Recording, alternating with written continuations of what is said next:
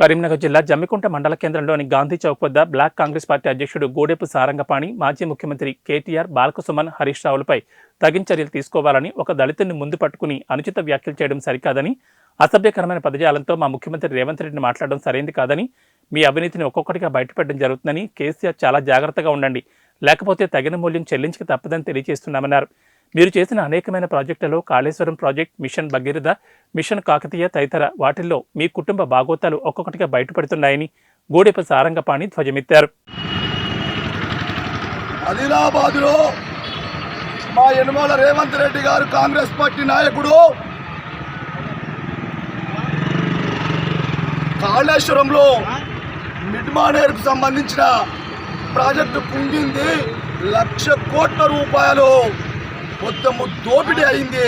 ఈ దోపిడీని ఇది ప్రజల సొమ్ము, ప్రజల చేత మీ చుట్టూ తప్పదని చెప్పి మాట్లాడితే వాళ్ళ దోపిడీ చేసిన వాడిని అరికట్టవలసిన అవసరం ఉంది.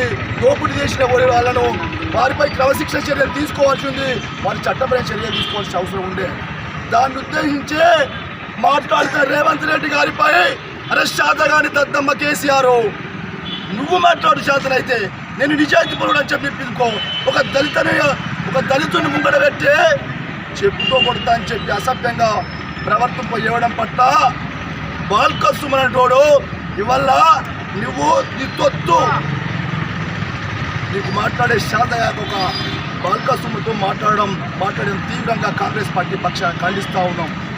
నీకు శాతనైతే గౌరవ చంద్రశేఖర్ రావు గారు, మా రేవంత్ రెడ్డి గారు ఏదైతే ప్రశ్నిస్తున్నారో వారికి నువ్వు చేసిన అవినీతి జరుగుతున్న దాని మీద నువ్వు నిజ నిర్ధారణకురా నీ దమ్ముంటే లెక్కగా ఈ ప్రజలకు చెప్పు జవాబుదారితనంగా. ఇలాంటి కాంగ్రెస్ పార్టీలో ఉన్న నాయకులపై నీ తెలంగాణ తొత్తులు, నీ శంషాగాళ్ళు, నీ కొడుకు కేటీఆర్తో సహా వీళ్ళందరూ మన రేవంత్ రెడ్డి గారిపై అనుచిత వ్యాఖ్యలు చేయడము కాంగ్రెస్ పార్టీ పట్ల తీవ్రంగా ఖండిస్తూ ఉన్నాను. వెంటనే బేషరతుగా బాల్కసుమన్ను వెంటనే అరెస్ట్ చేసి శాఖపరమైన చర్యలు తీసుకోవాలి. ఇలాంటి ఎవరు ప్రణాతమైనా కూడా ఇది తప్పుగా భావిస్తూ అది ప్రజల సొమ్ము, ప్రజలకు చెందాల్సిన సొమ్మును మీ కుటుంబమే తిన్నది, దాన్ని కక్కించే కాంగ్రెస్ పార్టీ సోదరులము ప్రజల పక్షాన మేము ఉండి పోరాడతామని చెప్పడం జరుగుతూ ఉన్నది. ఈరోజు బాల్కసుమన్